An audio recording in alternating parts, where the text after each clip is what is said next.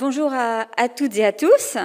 Bienvenue dans l'auditorium Jacqueline Lichtenstein de l'Institut national d'histoire de l'art pour cette deuxième journée des Journées européennes du patrimoine et pour ce grand concours Mon master en histoire de l'art et en archéologie en 180 secondes. C'est donc organisé dans le cadre des Journées européennes du patrimoine par l'INHA et c'est toujours un temps fort de notre organisation. Je suis Anne-Solène Roland, la toute nouvelle directrice de l'INHA et je suis très heureuse d'ouvrir aujourd'hui, en ce qui me concerne, ce premier concours de master en histoire de l'art en 180 secondes. C'est vraiment un événement très important pour nous dans notre mission de diffusion de la jeune recherche en histoire de l'art et c'est vraiment l'occasion de donner la parole aux jeunes chercheurs, aux jeunes chercheuses, à nos futurs collègues qui ont soutenu leur master ou qui vont très bientôt le soutenir pour certaines et certains d'entre eux. Et c'est une façon très dynamique et innovante de partager leur travail en s'adressant à un public large, à la fois vous-même qui êtes ici et en ligne pour les soutenir à distance. Les prestations auxquelles vous allez assister représentent un très important travail de synthèse. C'est un défi de rétrécissement d'un vrai travail de recherche. C'est aussi un défi de travail de prise de parole. On sait que c'est un enjeu très important dans le monde d'aujourd'hui pour parler de ce qu'on fait. Et c'est vraiment une façon aussi pour elles et eux à apprendre d'une dynamique de la transmission de leur recherche et de leur passion pour leur sujet de recherche. C'est vraiment quelque chose qui est au cœur de nos préoccupations ici à l'INHA, de trouver tous ces formats de transmission et de diffusion d'une histoire de l'art, de l'archéologie, de cette recherche vivante. Et c'est la raison pour laquelle nous avons ce concours désormais annuel à l'occasion, donc à la rentrée, à l'occasion des Journées européennes du patrimoine. Nous avons aujourd'hui 20 candidates et candidats qui ont été formés en particulier dans une session de travail hier à la prise de parole en public, qui ont eu une séance intense de travail pour préparer cet exercice. Et dans tous les cas, on espère que cette formation et l'exercice d'aujourd'hui vous sera à toutes et tous très utile pour la suite de votre parcours, quel que soit ce que vous ferez. Nos candidats ont été sélectionnés parmi une quarantaine de candidatures et surtout, ils viennent de toute la France, c'est un point important. Ils viennent de l'École du Louvre, de Sorbonne Université, de l'Université de Strasbourg, de l'EPHE, de l'Université de Nantes, de Lyon 2, de Bordeaux-Montaigne, de Paul Valéry à Montpellier, de l'Institut catholique de Paris, de Lille, de Bourgogne-Europe, de Pau, de Paris 1, pardon, je crois n'avoir oublié personne. Et nous aurons à la suite de cette présentation 3 prix qui seront décernés aux meilleurs candidats. Et c'est l'occasion pour moi et pour toute l'équipe de l'INHA de remercier les mécènes qui rendent possible ce prix. La Fondation pour l'art et la recherche, je remercie son président, M. Christian Voll, d'être avec nous. Saint-Honoré Art Consulting, qui également soutient ce projet. Et grâce à nos mécènes, les candidats récompensés par les prix du jury, dont je vais vous parler tout de suite, recevront la somme de 1 000 €. Vous pouvez tous et toutes voter pour votre candidat favori à l'aide du petit boîtier que vous avez reçu en entrant. Et vous pourrez voter aussi à distance pour ceux et celles qui nous suivent en ligne grâce à un QR code. Ce candidat sera le candidat qui recevra ces votes sera le candidat du prix du public qui, lui, est soutenu par notre partenaire, le Quotidien de l'Art, dont je remercie Raphaël Pic, ici présent, de soutenir ce prix et de participer au jury. Et le candidat sera récompensé d'1 an d'abonnement au journal et la publication de son texte dans le journal. Je voudrais terminer, après avoir remercié nos partenaires, en remerciant le jury qui va écouter tout très attentivement, bien sûr. Nous avons aujourd'hui donc Raphaël Pic, rédacteur en chef du Quotidien de l'Art, Juliette Tenré-Chefchic, qui est conseillère scientifique ici à l'Institut national d'histoire de l'art, Elliot Adam, tout récent de l'INHA et qui vient de rejoindre l'Université de Lille, et Elsa Bachelard, conservatrice du patrimoine au Musée national Adrien Dubouché. Merci à vous quatre pour le travail de sélection que vous allez faire dans les heures qui viennent.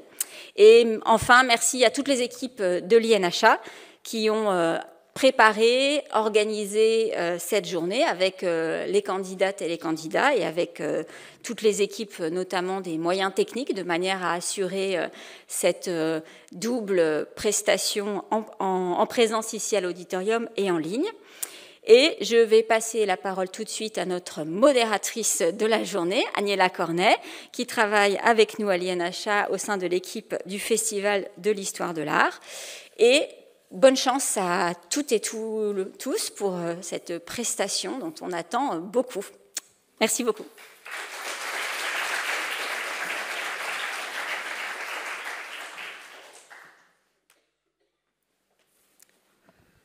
Merci beaucoup, Madame la Directrice. Bienvenue à toutes, bienvenue à tous, ici à l'INHA, à l'auditorium, et également sur YouTube. Donc, nous allons débuter le concours. Pour cela, on va inviter chacune et chacun des candidats à se présenter par ordre alphabétique ici sur scène pour nous présenter leur sujet.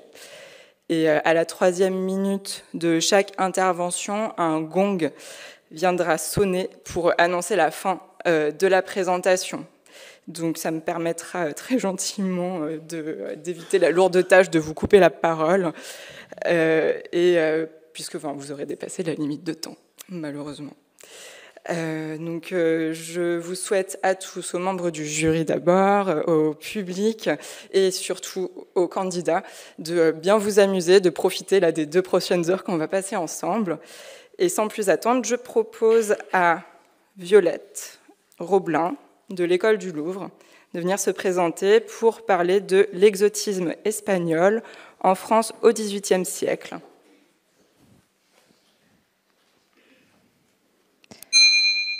Mesdames et messieurs, bonjour. L'Espagne est un pays que nous ne connaissons pas mieux que les parties les plus sauvages de l'Afrique et qui ne mérite pas d'être connu. Ces propos sont ceux de Voltaire dans les années 1770. Ils témoignent du cas particulier de l'Espagne et des relations franco-espagnoles au XVIIIe siècle. Il nous faut nous demander pourquoi Voltaire s'exprime ainsi. En parlant d'exotisme espagnol, que je choisis de nommer espagnolerie, je décide de clarifier un trouble qui a existé entre les 2 nations au XVIIIe siècle et qui a persisté dans l'historiographie. J'inscris ainsi l'Espagne dans le régime de production des objets exotiques qui s'articulent autour de 2 notions, le lointain et l'altérité. Il surgit face à un besoin, celui de mettre à distance une culture pour mieux la dominer. Il répond au désir de rêver des modes de vie plus agréables. Il donne corps à un éloignement perçu et voulu. L'Espagne a donc été le fruit d'un processus d'exotisation complexe qui commence par la domination. Elle est effective politiquement à partir de 1700, lorsque le duc d'Anjou, petit-fils de Louis XIV, accède au trône d'Espagne. La France récupère alors la place centrale qu'occupait l'Espagne en Europe un siècle plus tôt. De là, un mépris et une méconnaissance s'installent. Ils sont présents dans la gravure et dans les textes dès le XVIIe siècle. Un climat de haine s'est alors propagé à Versailles. Des images et des clichés sont véhiculés. Les Espagnols sont décrits comme menteurs, faibles, jaloux, sexuellement débridés, fanatiques ou encore incultes. Dans l'iconographie, ce décalage a été matérialisé par l'emploi systématique de vêtements anciens d'1 ou de 2 siècles pour représenter les Espagnols. Certaines pièces sont héritées du Moyen-Âge et créent un mélange anachronique, archaïque et très confus. Il se déploie autant dans la scène galante que le portrait travesti et infuse le costume de théâtre, la presse de mode, puis les garde-robes aristocratiques du XVIIIe. Le paradoxe de l'exotisme, que je retrouve dans le cas de l'espagnollerie, est qu'il s'appuie aussi sur l'attribution de valeurs positives et de fantasmes. Ils sont nécessaires pour justifier de l'emprunt des formes. Et les formes sont consommées sans médiation, ce qui cause un trouble dans l'historiographie. En somme, elles sont suffisamment étrangères et à la fois suffisamment agréables pour trouver un intérêt à se les approprier.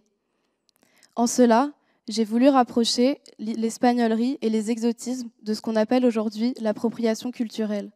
J'ai voulu montrer la place centrale que la France a occupée dans cette dynamique au XVIIIe siècle, tant pour des régions éloignées que des nations frontalières. Enfin, à l'encontre de Voltaire, j'ai voulu montrer que l'Espagne a bien constitué un thème fréquent pour la peinture, la littérature, le théâtre et les modes au XVIIIe siècle. Je vous remercie.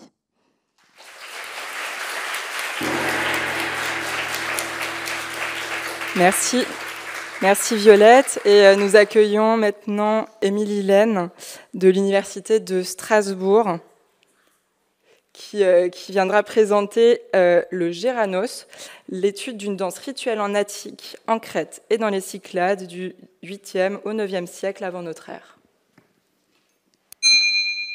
Mesdames et messieurs, je vais vous demander un instant de fermer les yeux et d'imaginer une île vibrante, chantante, qui s'illumine la nuit au cœur des Cyclades. Délos, où prend place le très fameux sanctuaire d'Apollon, dieu de la musique et de la lumière. Il y a près de 3 millénaires, on y entendait encore résonner les chants et les pas cadencés d'une danse au nom singulier, la Geiranos. En grec, ce terme désigne à l'origine la grue, le plus grand oiseau d'Europe. Mais alors pourquoi donner un tel nom d'oiseau à une danse ? Pour le comprendre, retraçons le fil de son histoire, qui se déploie entre deux mondes. Celui du réel, à travers les rites printaniers de Délos, et celui des mythes, au gré des récits héroïques de Thésée, le vainqueur du Minotaure. Vous connaissez sans doute, ou peut-être, l'épisode de l'abandon d'Ariane sur l'île de Naxos après que Thésée ait échappé au labyrinthe. Eh bien, la légende raconte qu'après ce passage, lui et son équipage firent escale à Délos. C'est là qu'ils dansèrent pour la première fois la Geiranos, une chorégraphie sinueuse imitant la sortie du labyrinthe où adolescents et adolescentes dansèrent pour la première fois ensemble. Mais l'histoire ne s'arrête pas là.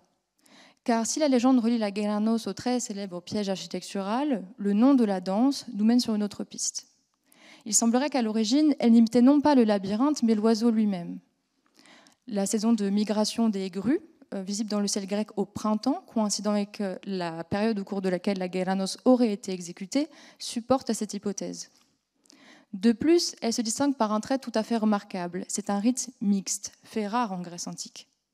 Et puisque les danses nuptiales des grues cendrées comptent parmi les plus spectaculaires du règne animal occidental, pourquoi ne pas imaginer que les Déliens et Déliennes, en imitant leurs gestes, cherchaient eux aussi à favoriser de nouvelles unions ? Un pendentif du 8e siècle avant notre ère, découvert sur une île voisine, celle de Paros, semble appuyer cette interprétation. On y distingue deux danseurs, aux bras levés, nez et menton pointus, évoquant peut-être un masque de grue, accompagnés d'un oiseau au long cou. Leur position et le volatile vers lequel ils sont tournés pourraient signifier une imitation de battement d'ailes. Pourtant, le labyrinthe n'est jamais loin. Sur sa face B, il y apparaît sous une forme unicursale.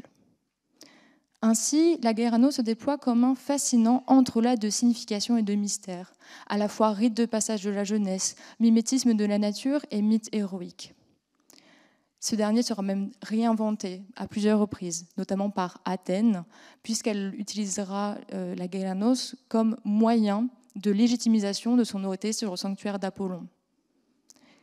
Ainsi, par ailleurs, c'est elle qui nous en fournira le plus d'iconographie aujourd'hui conservée. Ainsi, la Geiranos, qui plane donc entre ciel et terre... excusez-moi. Je vous remercie pour votre attention.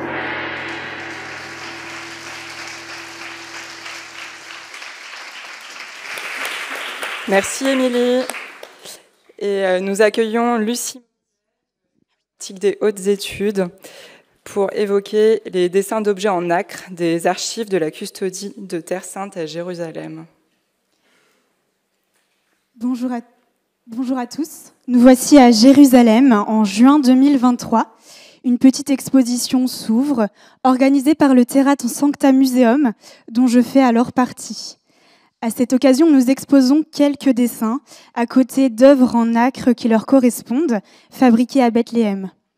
Georges Alama, spécialiste de la nacre palestinienne, s'arrête stupéfait devant ces dessins. Et lorsqu'il apprend qu'il en existe 3 dossiers pleins, c'est une ruée immédiate vers les archives de la Custodie, la province franciscaine de Terre Sainte. Sur cette photo, on voit les quelques 300 dessins et patrons qui composent ce fond oublié. Il servait à la réalisation d'objets en nacre, majoritairement des souvenirs de pèlerinage. Mon mémoire s'est attaché à dater, classer, attribuer et comprendre ces dessins ainsi que leur présence à la custosie. J'ai donc cherché dans des collections publiques, privées et des sites de vente les objets correspondant aux dessins. Grâce à leur datation et leur signature, j'ai pu en confirmer les auteurs et leur période. Il s'agit de l'atelier de la famille de Suleiman Roque, ainsi que son fils Hanna, dans les années 1870-1890. J'en ai tiré une autre conclusion surprenante. Ces objets sont partout. Chili, Russie, Japon, France, Espagne, Portugal, maison impériale ou humble héritage familial. Ces œuvres sont aussi omniprésentes qu'inclassables stylistiquement. Ces dessins ont donc permis, par leur étude, de retrouver les sources iconographiques de ces objets qui sont en fait à la croisée des mondes. Ils reprennent aussi bien des images missionnaires du XVIIe que des motifs du baroque ottoman et des formes byzantines.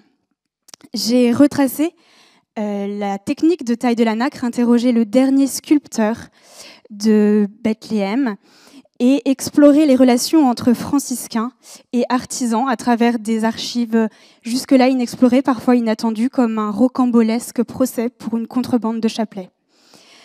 Ce mémoire est un premier pas vers une meilleure connaissance des ateliers de nacre à Bethléem et surtout leur distinction stylistique. Ces dessins sont un répertoire de motifs pour l'atelier de Suleiman Roque.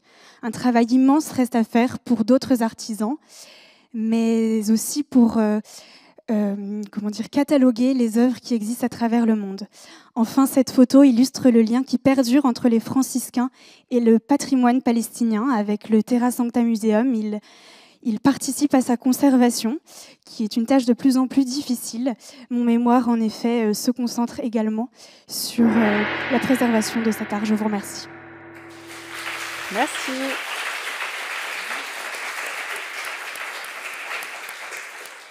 C'est ce qu'on appelle finir sur le fil. Donc de Jérusalem, on va aller un peu dans d'autres contrées pour découvrir les artistes d'Irlande en France avec Tom Chopin qui vient de Nantes Université. Bonjour à toutes et à tous. Si un jour vous avez la chance de visiter la magnifique Galerie nationale d'Irlande à Dublin, vous serez peut-être surpris en entrant dans l'une de ces salles. Ces murs élégants sont garnis de leurs propres paysages du Finistère et de portraits de Bretonnes. Voilà qui est curieux. Que faisaient autant d'Irlandais en Bretagne à la fin du XIXe siècle ? Sur votre droite, un grand tableau intitulé « Les amis du modèle ». Il s'agit en quelque sorte d'un autoportrait du peintre irlandais Henry John Thaddeus, qui se représente juste ici au travail, dans son modeste atelier installé dans une ancienne chapelle de Concarneau. Ce tableau, il en est fier, d'autant plus qu'il est parvenu à le voir accepté au prestigieux Salon des artistes à Paris, là où sont rivés les yeux des critiques d'art, mais aussi des acheteurs. Thaddeus n'est pas seul. Dans la seconde moitié du XIXe siècle, plus d'une cinquantaine d'artistes irlandais s'installent en France.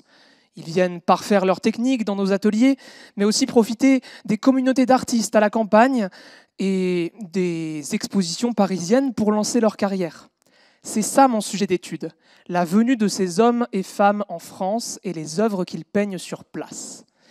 En étudiant leurs propres textes, mais aussi ce que disait la critique de ces artistes, j'ai pu comprendre comment la France percevait ces Irlandais voyageurs et inversement, ce que ces Irlandais pensaient de leur destination, la France. Petit à petit, mon mémoire est devenu une véritable étude des relations artistiques franco-irlandaises à la fin du XIXe siècle. Mais c'est là qu'apparaît l'intérêt et la difficulté de mon sujet. C'est qu'on s'intéresse à des personnes dont le territoire fait encore partie intégrante de l'Empire britannique à l'époque. Alors ça n'a pas empêché les peintres polonais ou finlandais de peindre la vie et l'histoire de leur pays au salon. Toutefois, pour les artistes irlandais, Ce voyage est plutôt une expérience personnelle, individuelle.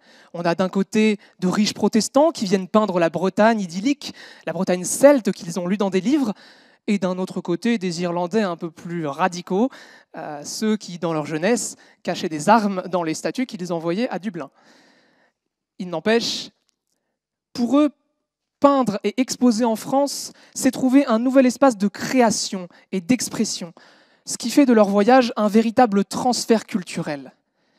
Revaloriser ce sujet et ces vies au croisement de l'histoire de l'art française et irlandaise permet enfin de revaloriser et souligner les liens étroits, les liens culturels qui unissent nos deux États européens. Je vous remercie pour votre écoute.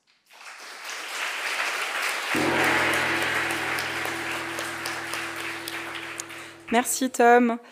Et maintenant, Chloé Lepargneur de l'Université Lyon 2 sur la teinture brodée de la guerre de Troie à Macao, un exemple des échanges artistiques entre la Chine et l'Europe au XVIIe siècle.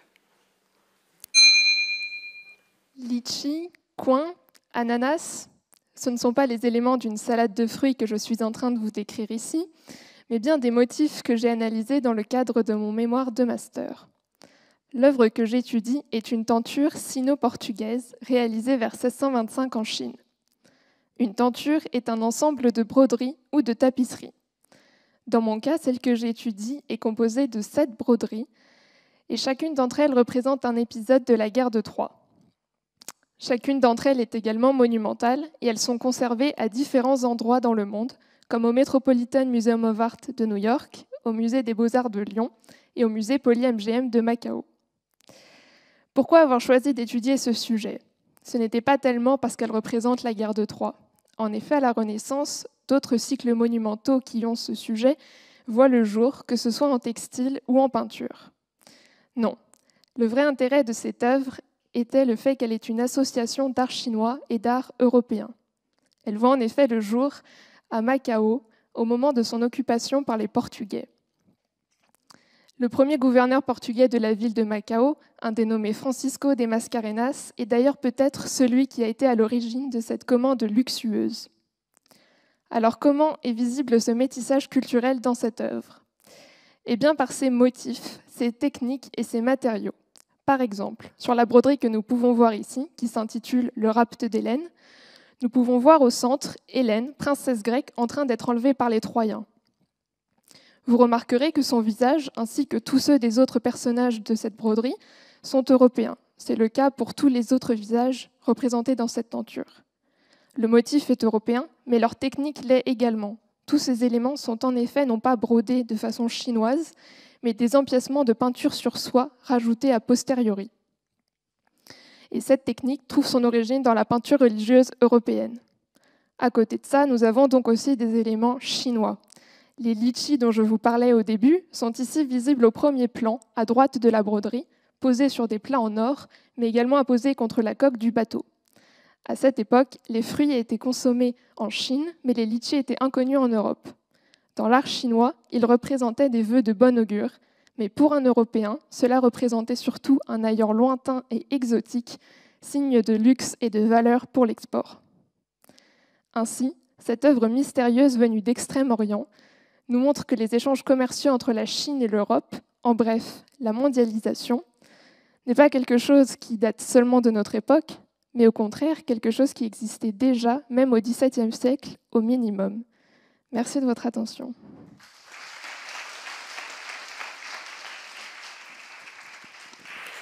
Merci Chloé et bienvenue à Louis Épine-Dars de l'Université Bordeaux-Montaigne. Le sujet de Louis est musée, histoire de l'art et médias vidéoludiques, le Centre Pompidou et ses déclinaisons dans le jeu vidéo Prisme 7. Cher public, bienvenue en 2020, en plein confinement. Sur votre ordinateur ou votre téléphone, vous lancez le nouveau jeu du Centre Pompidou, Prisme 7. Apparaissent les 3 noms impliqués dans son développement, le musée, Gaming Society et Bright. Puis une lumière rouge mute pour former ce logo. Vient ensuite un bruit de page qui se tourne et une musique éthérée se lance, vous invitant à pénétrer au sein de l'extension virtuelle. Vous incarnez un amas de lumière. votre avatar agent pour les 2 à 3 prochaines heures qui vont suivre. Durant celle-ci, vous arpenterez 7 différents niveaux basés sur des œuvres de la collection muséale. Au sein de ces salles virtuelles sont disséminées 40 pièces maîtresses à récolter. En l'an de grâce Vincent 23, alors tout jeune mastérant, comme Mario qui chasse les étoiles, je cherchais un sujet de mémoire autour du monde vidéoludique. J'ai alors fait la découverte de Prisme 7, un jeu vidéo promotionnel et éducatif du Centre Pompidou. Ses acteurs principaux, des personnes issues du monde muséal et des artistes façonnant des univers ludiques virtuels qui, pour la grande majorité, considèrent leurs travaux comme des œuvres d'art à part entière. Vous vous demandez comment cela est possible ?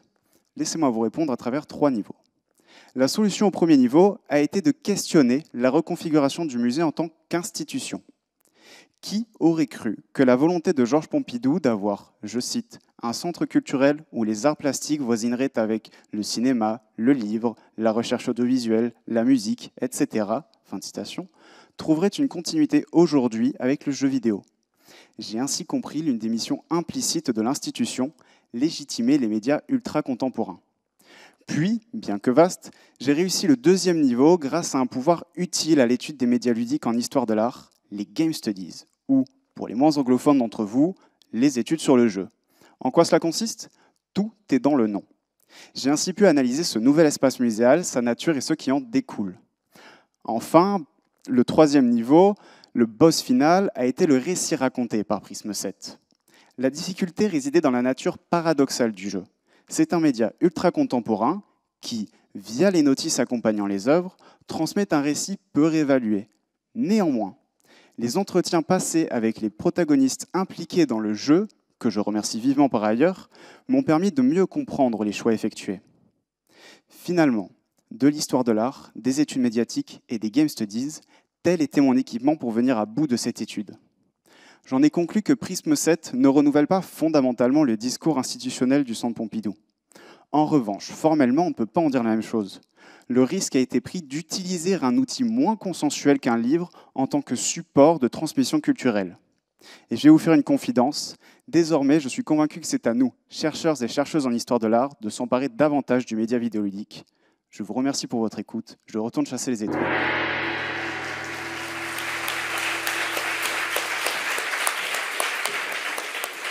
Bravo et merci, et bienvenue à Candice Duchesne de l'Université Paul Valéry à Montpellier sur le corps féminin dans les représentations médicales de l'époque moderne, enjeux scientifiques et culturels en Occident.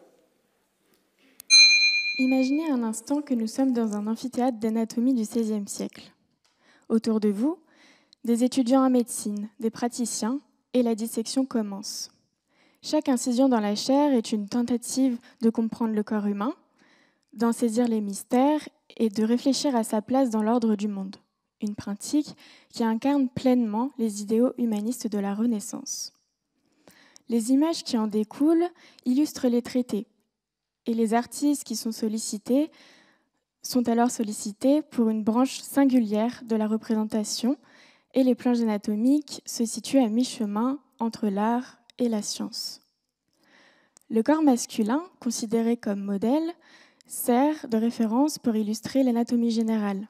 Le corps féminin, quant à lui, reste cantonné au chapitre dédié à la procréation et se trouve minoritaire au sein de ses ouvrages. Cette hiérarchie peut trouver ses origines dans l'Antiquité où ce corps est avant tout perçu comme une altérité imparfaite et inachevée.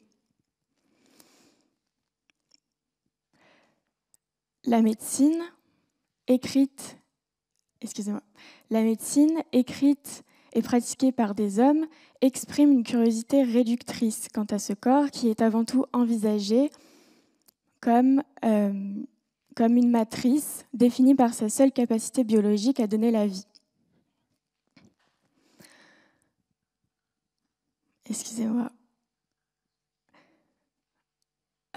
Des spécificités.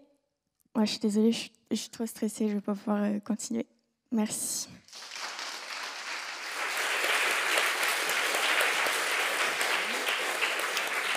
Merci.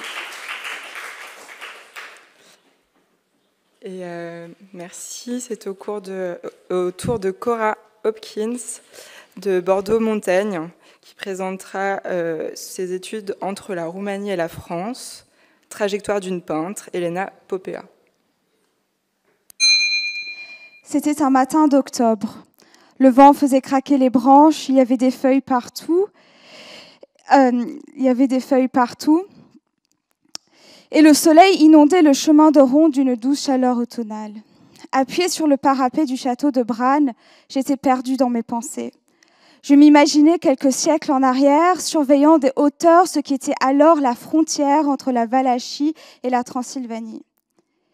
Puis j'ai poursuivi ma visite et fait un bond dans le temps, déambulant dans les 57 pièces décorées et rénovées dans les années 1920 par la bien-aimée reine Marie de Roumanie qui en avait fait sa résidence d'été. Finalement, je me suis retrouvée en bas, admirant la même vue que vous voyez ici. Je me situais sans doute au même endroit où se serait trouvée il y a près d'un siècle la peintre Elena Popea. Elena Popea, qui est-elle ?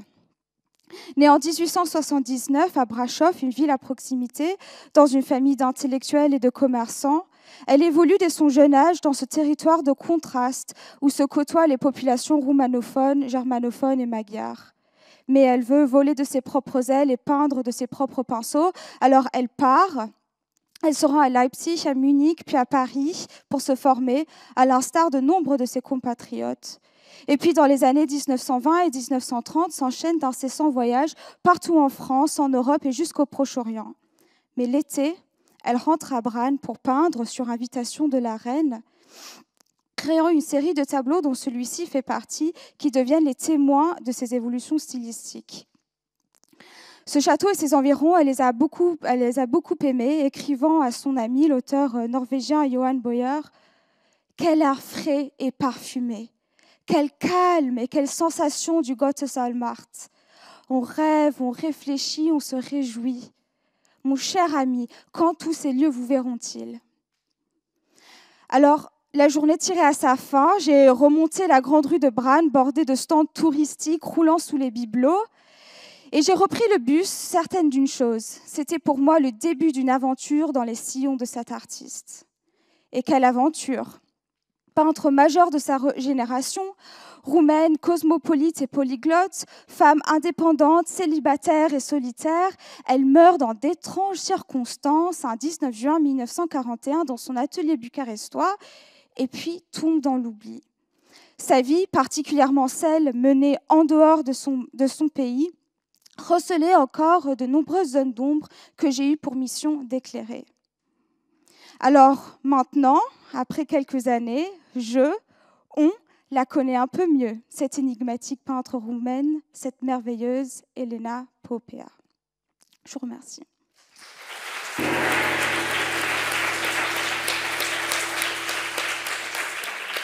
Bravo et merci beaucoup. Marguerite Moracchini de l'EPHE. Vous allez nous présenter votre sujet, la broderie en jet dans la parame antique française au XVIIe et XVIIIe siècle.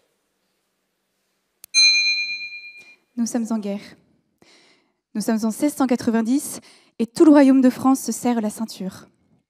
Pour l'effort de guerre, le roi a ordonné la fonte d'une grande partie de l'argenterie contenue dans les paroisses et les couvents.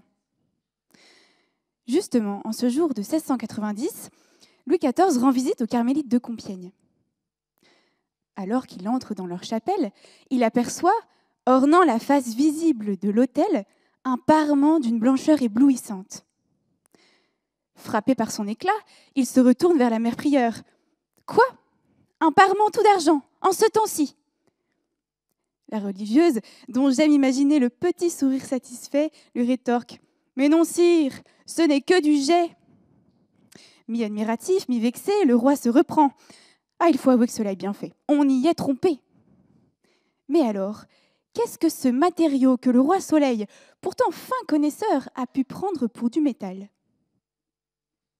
De nos jours, dans notre imaginaire collectif et même dans nos dictionnaires, le jet est avant tout une matière noire, bitumineuse, le noir de jet. Et pourtant, au XVIIe siècle, ce terme désignait couramment de petits tubes de verre colorés, longs de moins d'1 centimètre et épais de quelques millimètres, qu'on utilisait dans la broderie, alors appelée broderie en jet. À la lumière, Ces spirales de tubes de verre brodés reflétaient la lumière de telle manière que l'or ou l'argent, et lorsque les tubes de jet étaient brodés en relief, le trompe-l'œil était parfaitement convaincant. Mais rapidement, je me suis aperçue que ce sujet était plus complexe qu'il n'en avait l'air. Il soulève des problématiques d'ordre lexicographique et terminologique, juridique, commercial, parfois purement technique, ou même plus philosophique, lorsqu'il s'agit de s'intéresser au concept de parure ou au lien entre perception et matérialité de ces pièces. Alors, pour orienter ces 2 années de recherche et pour englober toutes ces questions, je me suis intéressée à un type de production, la paramentique, c'est-à-dire la confection d'ornements liturgiques, ces textiles qui étaient utilisés pendant la messe, comme la chasuble ou le devant d'autel. Et ce sont des femmes, des religieuses, qui passèrent maîtresses dans l'art de broder ces ornements en jet, car cette technique faisait partie d'un panel d'astuces que celles qu'on a parfois appelées les professionnels de l'illusion utilisaient pour créer dans leurs oratoires et leurs chapelles des décors absolument spectaculaires à partir de matériaux modestes comme du bois, du carton, du papier ou du verre. Alors en ces journées du patrimoine, ouvrez l'œil, car j'ai pu répertorier près de 150 de ces broderies encore conservées dans nos églises et nos musées. Et surtout, laissez-vous surprendre, qui sait, peut-être aurez-vous la chance de vivre la même expérience que Louis XIV.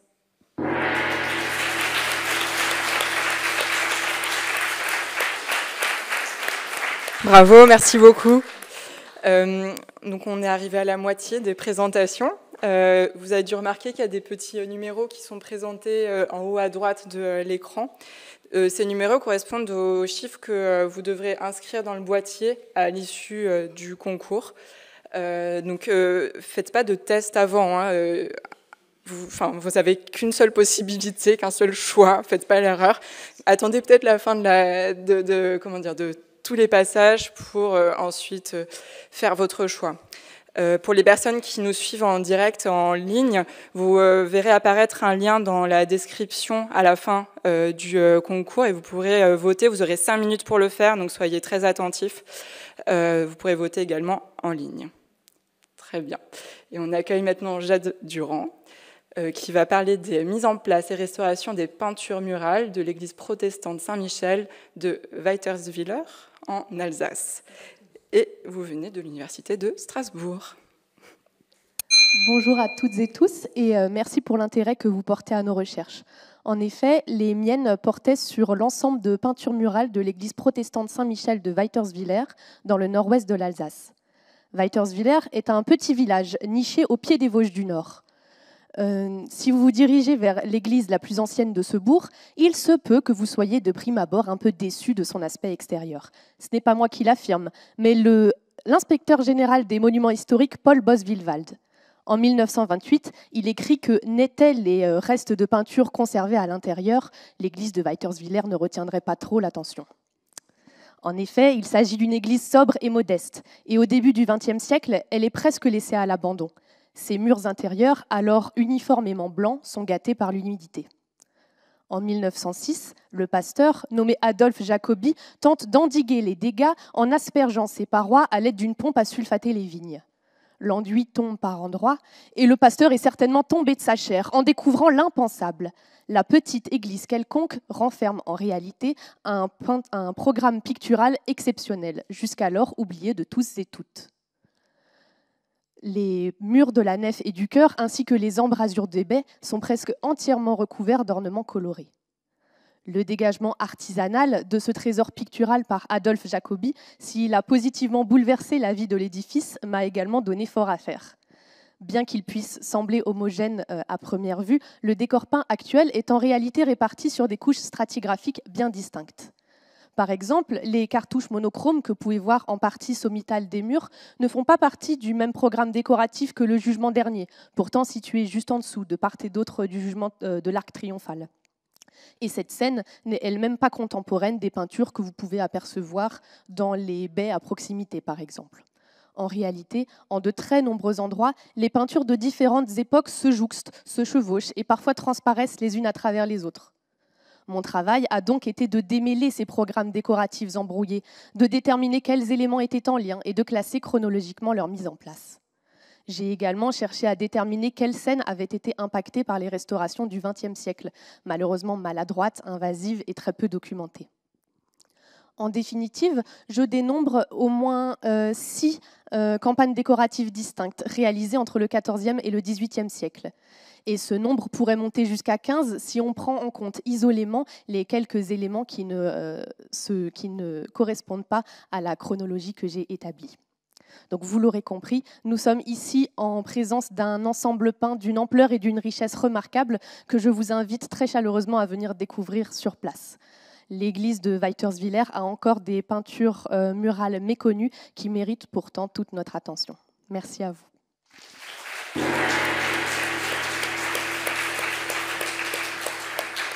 Merci beaucoup Jade, et j'accueille Ingrid Cummins de l'École du Louvre pour parler de...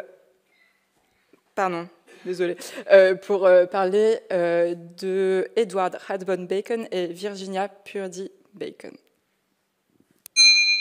En 1755, François Boucher peint pour Madame de Pompadour une série de 4 saisons, chacune illustrée par une allégorie féminine. Par son regard inquisiteur et son léger sourire, l'allégorie de l'hiver nous invite à méditer son voyage à travers un paysage enneigé.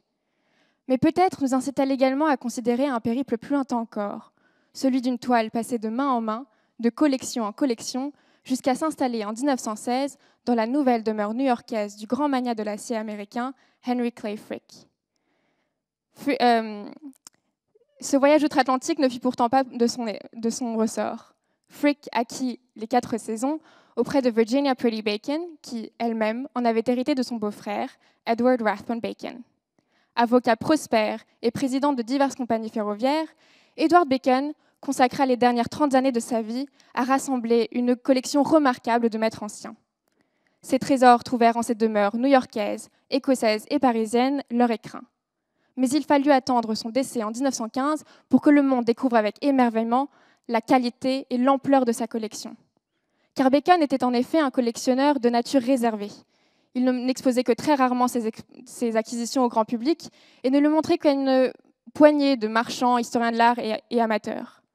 Cette apparente discrétion de Bacon, souvent rappelée, voire même louée par ses contemporains, devint un véritable topos de ses biographies et constitua ainsi le fil rouge de mon mémoire. Pourtant, les 4 saisons de Boucher, que Bacon qualifiait lui-même comme étant les joyaux de sa collection, marquent un contrepoint à ce narratif. Passé en vente publique en 1904 à Paris, sous le feu des enchères, c'est un certain Eugène Fichauff, marchand parisien, qui s'en porta acquéreur et les fit aussitôt traverser l'Atlantique. À New York, bien que sa nature discrète semblait au contraire devoir l'en dissuader, Edward Bacon s'empressa de la faire publier et par là même d'y associer son nom. À son tour, Virginia Purdy Bacon, seule héritière de la collection de son beau-frère, s'engagea à la faire valoir par la publication posthume de 2 catalogues, ainsi que par le legs d'œuvres au Metropolitan Museum de New York et la vente savamment orchestrée de certaines œuvres auprès d'autres collectionneurs. Capable de mêler subtilement une plume amicale à une fibre commerciale, elle ne se présenta pourtant jamais elle-même en marchand d'art. Entre gages d'amitié et revendications discrètes d'un goût Bacon, l'hiver garde le secret d'une histoire de possession, de legs et de transactions passée à jamais entre les mains de Edward et Virginia. Mesdames et messieurs, je vous remercie pour votre écoute.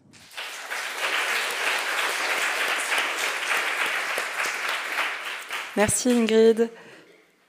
Et j'accueille Angèle Narbet de l'Institut catholique de Paris pour évoquer la représentation de la femme algérienne par les peintres français pendant la colonisation. Bonjour à toutes et à tous. À partir du XIXe siècle, sous les effets des ambitions impérialistes européennes, l'Occident va étendre son influence sur l'Orient. La France, actrice majeure de cette expansion, va notamment entreprendre la colonisation de l'Algérie à partir de 1830. Jusqu'en 1931, date de l'exposition coloniale internationale de Vincennes, qui marque un peu l'apogée de l'empire colonial, l'Algérie sera la pièce maîtresse. Nourrie par l'expansion coloniale, la peinture orientaliste va donc connaître ses plus belles heures. L'Algérie, plus qu'une simple annexion, c'est une véritable extension du territoire français, et pour les artistes, c'est une porte grande ouverte vers l'Orient.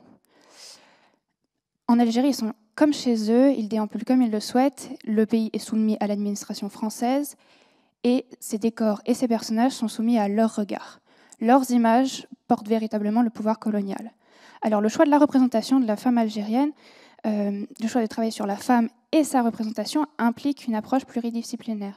Il faut prendre en compte l'art, l'histoire et la société, car la femme, d'autant plus si elle est racisée, elle endure un double standard. Et donc mesurer la discrimination et l'impact de la colonisation se fait de manière d'autant plus forte sur les femmes. D'autant que si l'on prend les peintures, les images produites par le colonisateur, eh bien on peut mesurer le lien entre art et colonisation et ce lien de domination entre colonisateur et colonisé. La femme algérienne, elle est représentée dans deux manières différentes qui oscillent l'une avec l'autre. D'abord, il y a une forme de naturalisme avec des femmes représentées de manière authentique. Elles sont tatouées, dignes, parées, souvent avec une inspiration de l'ethnologie. Et souvent, en revanche, la représentation ne va pas beaucoup plus loin que ça, car elles sont caractérisées uniquement par leur appartenance ethnique. Ce sera femme arabe, femme berbère, femme kabyle. D'autres fois encore, la femme algérienne, elle est représentée comme l'orientale dite classique. Ce sera l'odalisque des harems, et elle sera représentée comme lascive, passive, dans un regard très masculin. En métropole, ces deux versions sont tout aussi valorisées l'une que l'autre. De 1830 à 1931, la peinture orientaliste, elle ne s'essouffle pas, et elle sera représentée dans des expositions, par exemple de sociétés artistiques, dans la création d'institutions comme la Villa Abdeltif, la Villa Médicis en fait d'Alger, ou par des expositions coloniales. Avec ces manifestations, les peintres français, ils participent à la propagande coloniale et ils participent à l'impérialisme français. Et au lendemain de l'indépendance de l'Algérie en 1962, la réappropriation de ces œuvres par les artistes algériennes elles-mêmes montre à quel point les femmes et leurs images sont importantes pour l'identité d'un peuple. Je vous remercie.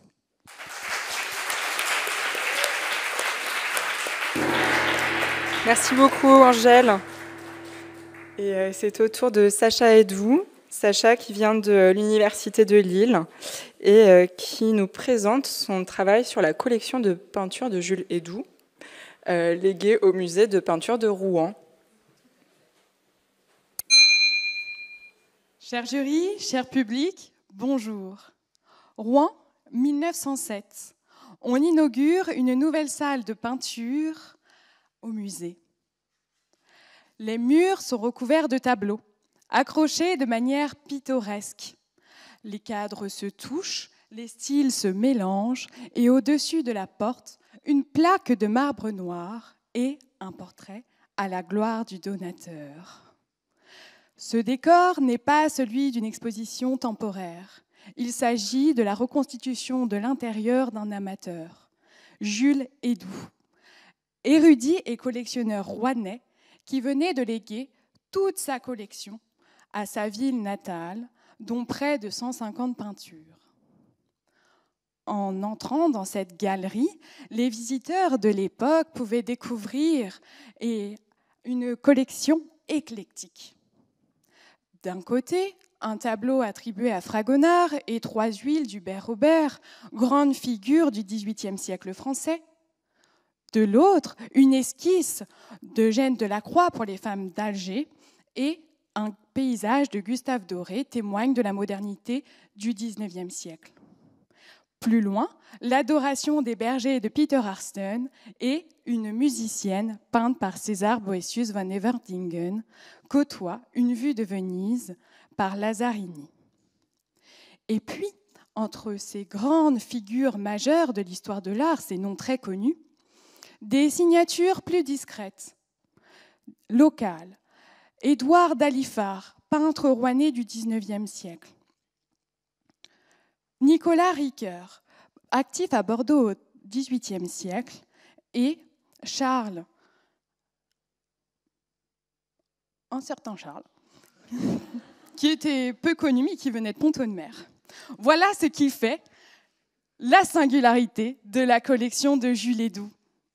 Un mélange d'époque, d'école et de notoriété. Jules Hédoux ne collectionne pas pour briller, il collectionne pour étudier. Sa maison était un véritable laboratoire de l'histoire de l'art. Chaque tableau, un document. Chaque peintre oublié, un sujet de recherche. Et en publiant ses travaux, il contribue à leur redonner une place dans l'histoire de l'art.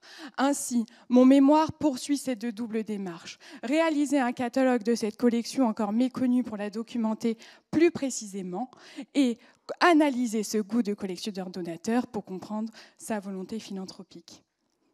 Ainsi, cette volonté résulte d'une logique de transmission républicaine propre aux collectionneurs de la Troisième République. Je vous remercie.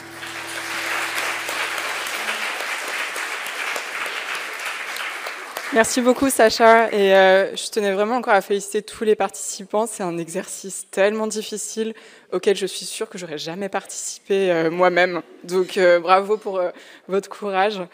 Et donc oui, applaudissons.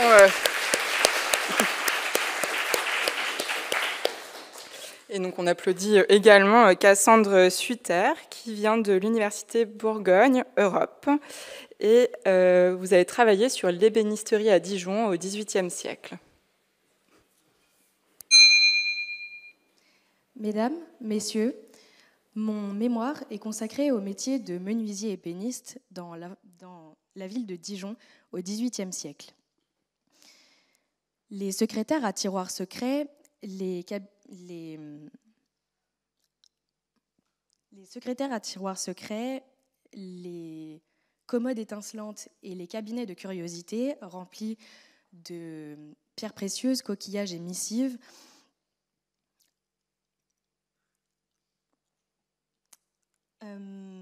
sont eux-mêmes des domaines de la recherche encore assez peu étudiés.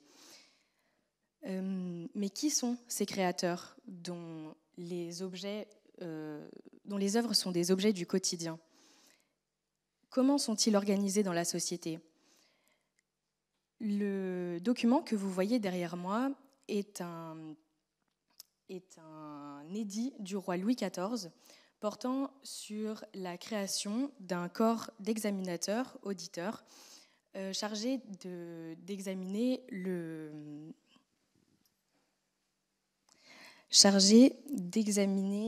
les corporations de travailleurs, des travailleurs du mobilier d'art, de la ville de Paris et des autres villes du royaume. Dans l'historiographie, on voit que le métier de menuisier ébéniste a été bien plus étudié dans le contexte parisien que dans le contexte provincial.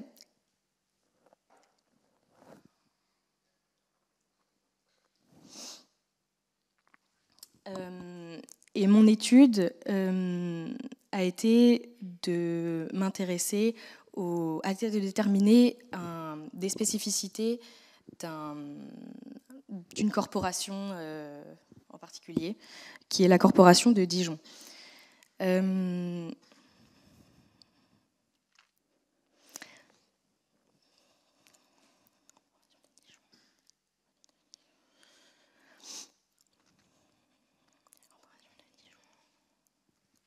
Je suis désolée, j'ai un trou de mémoire.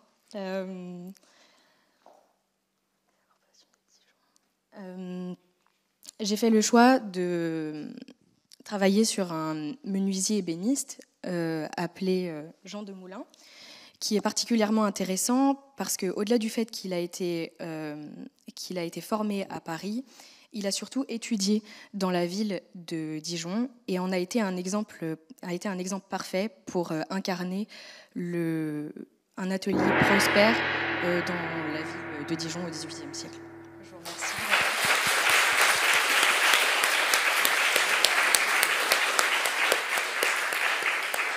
Oui, ce que vous ne voyez pas, c'est qu'il y a un timer qui tourne devant chacun des participants. Donc, on n'a pas le même stress qu'eux, même en les regardant. Merci beaucoup, Cassandre. Et Aya Sacre, vous venez de l'Université de Pau et des Pays de l'Adour, et vous allez évoquer les vestiges des thermes romains au Liban, leur conservation et leur valorisation. Bonjour. Mesdames et messieurs, imaginez marcher dans le centre-ville de votre capitale moderne et soudain vous retrouvez au milieu des vestiges d'une structure monumentale balnéaire construite il y a plus de 2000 ans. Ce sont les thermes de la colonie romaine Berytus. Un lieu où l'on ne venait pas seulement pour l'hygiène, mais pour discuter aussi politique, commerce, philosophie. Bref, c'était un cœur battant de la vie sociale romaine et orientale. Mesdames et messieurs, ce travail de recherche porte sur les vestiges des thermes romains au Liban, surtout les thermes de Beyrouth, une capitale qui a été détruite et reconstruite plus de 7 fois. Leur études archéologiques et surtout leurs études architecturales mettent en évidence l'importance des méthodes de conservation et des projets de valorisation. Ces ruines, loin d'être de simples pierres, représentent une histoire et une identité. Alors, la question qui se pose aujourd'hui, c'est comment conserver et valoriser ce patrimoine dans un contexte de crise économique et politique. J'avoue, en tant qu'architecte, la méthodologie adoptée n'était pas celle d'un architecte qui rêve que de modernisme et de gratte-ciel, mais c'était une approche qui rappelle que construire l'avenir commence d'abord de comprendre et de protéger ce qui existe déjà. Donc, mesdames et messieurs, ces vestiges architecturaux et patrimoniaux au Liban sont malheureusement menacés. Crise économique, manque de financement pour restauration, manque de documents, arrêt des recherches et des études, négligence. Pourtant, des solutions adéquates au contexte libanais sont recommandées. Conservation préventive, restauration légère et simple et régulière, continuation et financement des études et des recherches, documentation bien préservée et bien archivée pour valoriser une valorisation simple et ciblée, panneaux et plans dessins architecturaux clairs et explicatifs. Enfin, une intégration dans l'urbanisme de la ville. Enfin, je dis à tout le monde, les vestiges architecturaux sont plus qu'un décor, ce sont une identité, une histoire, un patrimoine. Protégeons-les et faisons en sorte que ces ruines parlent encore demain. Je vous remercie.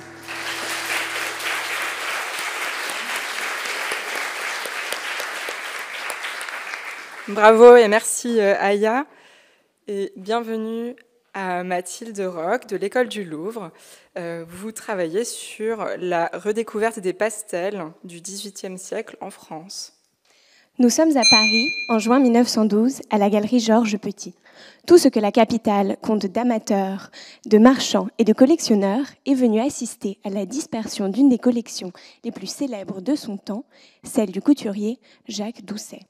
C'est devant une salle comble et dans une atmosphère enfiévrée qu'est présenté ce pastel, le portrait du financier Louis Duval de l'Épinois, secrétaire du roi Louis XV, peint par Maurice Quentin de la Tour et présenté au salon de 1745. Sur une mise à prix à 300 000 francs, les enchères s'envolent avec une rapidité exceptionnelle. Moins d'1 minute plus tard, le portrait est adjugé 600 000 francs au baron Henri de Rothschild, devenant ainsi l'œuvre d'art la plus chère alors jamais vendue au monde. Pourquoi s'intéresser à cette adjudication aujourd'hui ?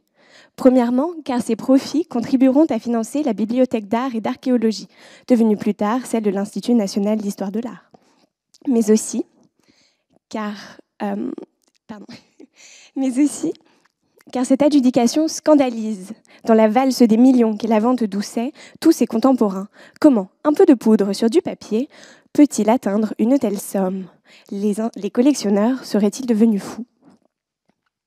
Le pastel est en effet une technique par essence fragile et précaire, qualifiée par Diderot comme une poussière précieuse qui se détache aussi facilement du papier ou de la toile que celle des ailes du papillon.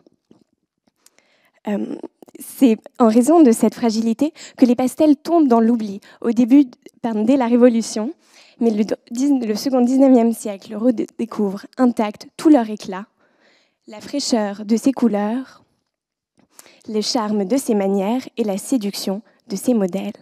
Mon mémoire porte sur ce phénomène de redécouverte en mettant en valeur la pluralité des acteurs, des discours et des modes d'exposition par lesquels le pastel regagne en valeur et en visibilité. Des écrivains aux esthètes, des collectionneurs aux marchands, des salonnières aux historiens d'art.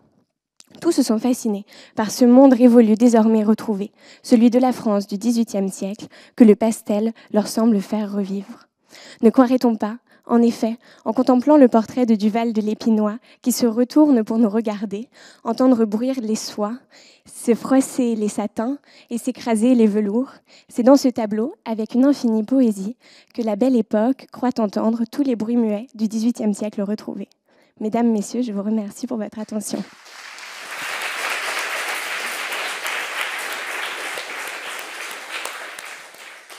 Merci beaucoup Mathilde et bienvenue à Gabrielle Martinez qui vient de l'Institut catholique de Paris et qui travaille sur l'allégorie de la peinture dans la peinture en France sous le règne de Louis XIV. Mesdames et messieurs, retournons ensemble au temps de Louis XIV où une interrogation prend toute son importance.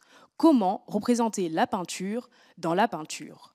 Pour représenter leur art, les artistes français ont recours à l'allégorie, c'est-à-dire représenter une idée abstraite sous les traits d'un personnage aux attributs significatifs. Penchons-nous sur ce tableau de François Marot. Ici, le dieu Apollon est entouré d'allégories. À sa gauche, la paix et l'abondance qu'il présente à l'allégorie de l'Académie. À sa droite, l'allégorie de la peinture, drapée de bleu, se tient devant son chevalet, pinceau et palette en main. Les attributs de ces figures sont inspirés d'un ouvrage de référence, l'Iconologie de Césarée Ripa, traduite en français en 1643. Dans ce livre, l'allégorie de la peinture est décrite comme une belle jeune femme, aux cheveux noirs et crépus, la bouche recouverte d'un bandeau, avec au cou un masque, des pinceaux et un tableau. Les artistes français vont simplifier cette description. Le bandeau sur la bouche est abandonné et le masque au cou n'est repris que par certains. L'allégorie de la peinture devient alors plus légère, conservant seulement ses pinceaux et sa tablette. D'autres peintres vont inventer leur propre représentation.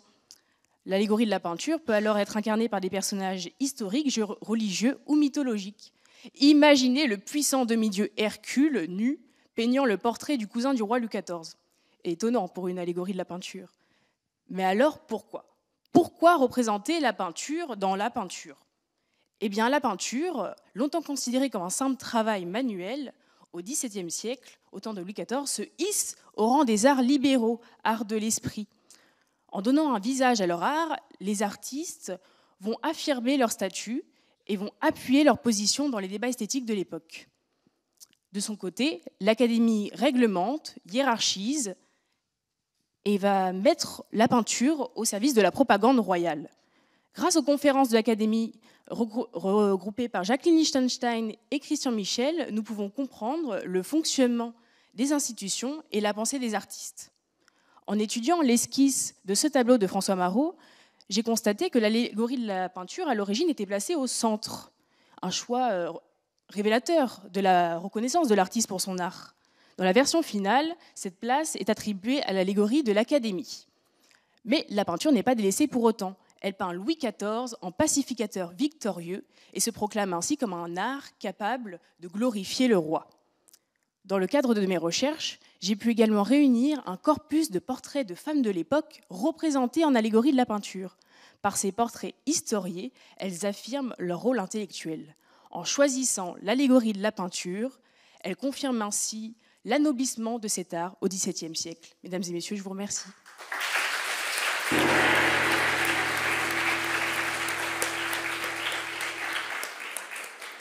Merci beaucoup. Et Marine Bataille, vous venez de Paris 1 et vous travaillez sur le labyrinthe chez les artistes surréalistes. Bonjour mesdames et messieurs. Pour vous parler de mon mémoire, laissez-moi vous inviter dans le lieu de tous les mystères, le labyrinthe surréaliste. Et pour cela, il vous faut investir votre inconscient. C'est Thésée qui vous accueille. Il ne semble pas très à l'aise, pas à sa place. Il vous prévient. Méfiez-vous du Minotaure. Mais rapidement, les surréalistes interviennent. Ils vous conseillent de ne pas trop prêter attention aux dires du héros athénien, mais plutôt de vous laisser porter par l'ombre qui erre le long des parois. Le Minotaure, c'est l'image surréaliste. Il est l'incarnation de cette dualité entre la bestialité et ses désirs enfouis. Le XXe siècle est une époque minotaurienne pour les artistes surréalistes. En effet, la bête représente ces troubles dus au contexte politique. S'approprier un épisode mythologique permet aux artistes de pointer du doigt une réalité sombre et contemporaine. C'est vrai, lorsque l'on mentionne le labyrinthe, le motif du labyrinthe, l'on revient forcément à sa source primaire, la mythologie. Pourtant, nous savons que c'est un motif intemporel, employé de diverses manières, notamment dans la religion, où il est employé en tant que pèlerinage interne que les croyants se doivent d'entreprendre vers un voyage spirituel. Sa spiritualité, justement, elle attire les surréalistes. Fascinés par le mysticisme, ils voient dans ce labyrinthe un pont entre les arts, qui renferme en son sein des portes qui n'attendent qu'à être ouvertes et découvertes. Alors, à la manière d'Alice qui découvre le pays des merveilles, vous décidez de toutes les ouvrir et d'y plonger. La perte de repères est assurée. Je le sais, j'y suis moi-même passée avant vous. En effet, tombé dans les larmes profondes du labyrinthe, vous errez à la recherche de cette quête de sens. Qui êtes-vous ? Est-il possible d'atteindre sa pleine conscience ? Carl Gustav Jung, le psychanalyste suisse, le croit. Il vous explique que c'est en acceptant son ombre qu'il est possible d'élever son âme. Alors, vous vous posez la question, où se trouve cette fameuse bête ? Le labyrinthe permet aux artistes de créer leur propre mythologie. Prenez Leonora Carrington, qui à la fois dans ses œuvres mêle son histoire personnelle avec un imaginaire qui frôle l'occulte. Elle incarne, elle représente ces labyrinthes dans une nature qui rappelle sa campagne anglaise. En effet, le labyrinthe est un foyer pour les artistes.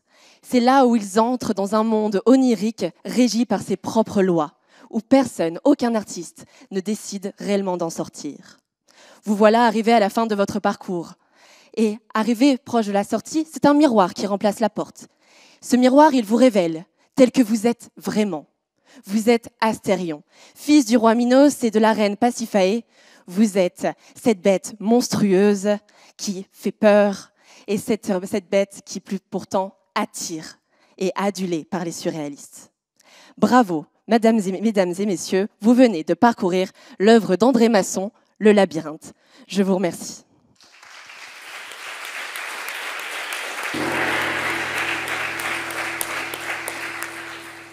Et merci à vous, Marine. Ilona Jiba, vous venez de Nantes Université et votre sujet est intitulé « Penser et écrire l'histoire de l'art contemporain togolais, structuration et diffusion de la création ». Aujourd'hui, j'aimerais vous conter un récit qui n'est pas le mien. Je suis au collège et mon rêve, c'est de devenir artiste, mais personne ne m'enseigne l'art à l'école. Plus tard, en explorant les possibilités d'études supérieures, je comprendrai que cette discipline n'existe pas chez moi. Alors, je me formerai en atelier, auprès d'un maître. Les matériaux deviendront progressivement une barrière, coûteux et inaccessible. Pour m'en procurer, il faudra passer la frontière. Pour les payer, trouver un travail, survivre d'abord, créer après. J'aspire à exposer, à vendre, pourquoi pas à enseigner, mais vivre de son art paraît presque impossible ici. S'il existe plus de 1200 musées en France, le Togo peine à en maintenir une dizaine. La culture ne représente qu'1% des dépenses par foyer. Alors comment assurer un avenir à ceux qui, comme moi, souhaitent créer ? Et si le fait d'embrasser cette carrière s'apparentait déjà à une lutte ?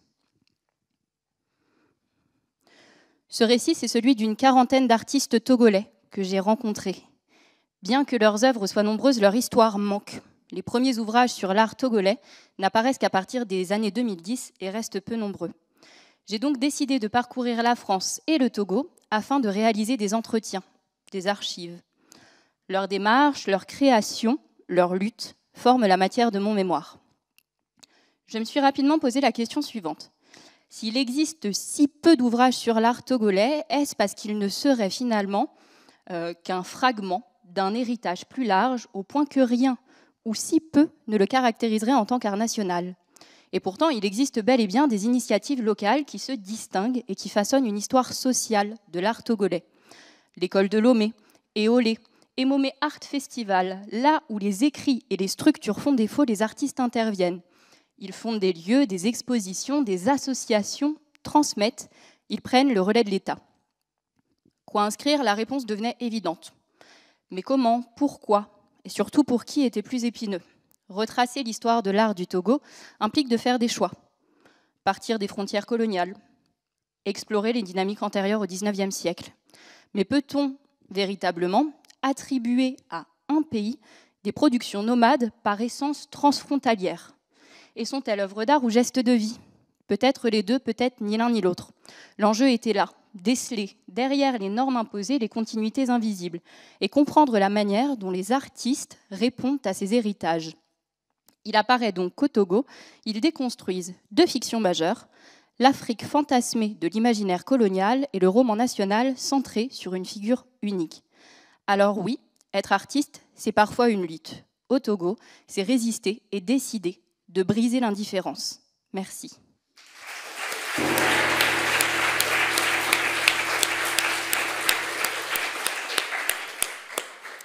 Eh ben, le sens du timing était vraiment parfait. On a fini à la dernière seconde. Bravo et bravo à tous, bravo à toutes. Mesdames et messieurs, bonjour. Donc, on a délibéré sur les présentations. On tient à féliciter tous les candidats et les candidates pour leur présentation. Et donc, nous avons décidé de décerner un prix du jury à Marguerite Moracchini.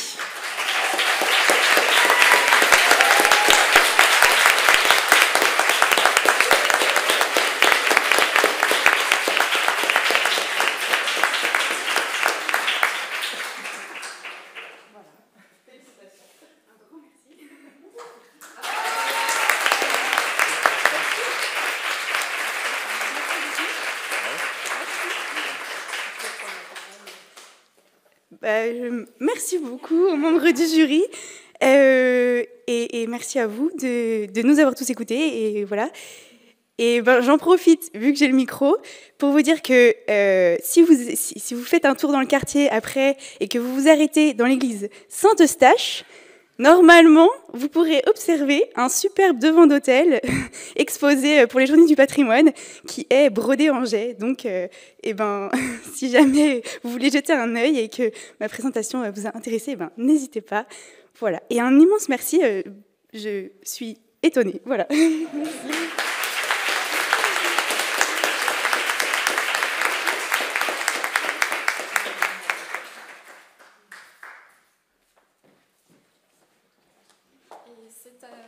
De remettre le second prix du jury qui est attribué à Ilenar Giba.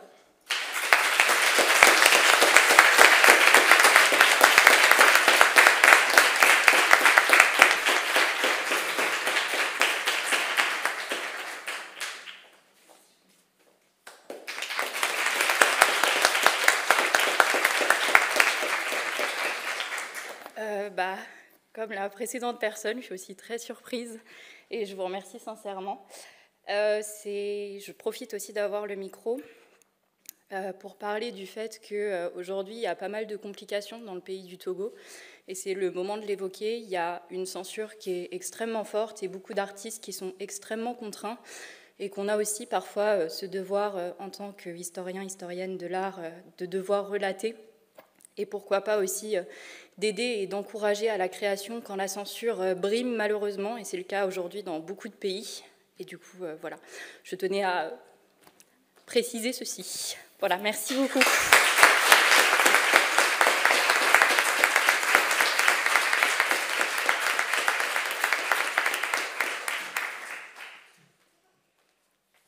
Et je vais donner la parole à Raphaël Pic du quotidien de l'art, qui va annoncer le nom du ou de la lauréate du prix du public. Sachez qu'il y a 283 personnes qui ont voté aujourd'hui, donc en 5 minutes. C'est un très très joli chiffre, on est très contents. C'est bon ? Oui, parfait. Donc le prix va à Louis Espugne d'Ars.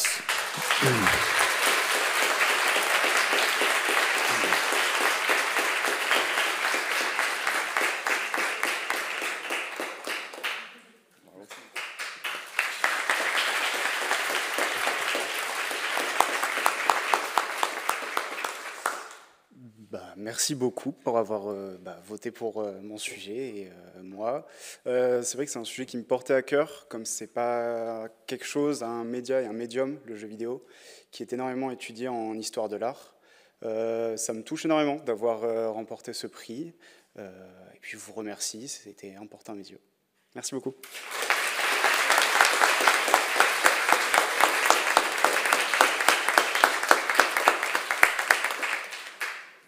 Est-ce que vous voulez dire un dernier mot ? Eh bien, merci, félicitations au jury et félicitations à tout le monde une dernière fois. On a hâte de l'année prochaine, de découvrir encore des nouvelles recherches, des nouveaux sujets. Et je remercie à nouveau nos mécènes qui nous soutiennent chaque année et qui sont présents encore aujourd'hui avec nous. Merci beaucoup.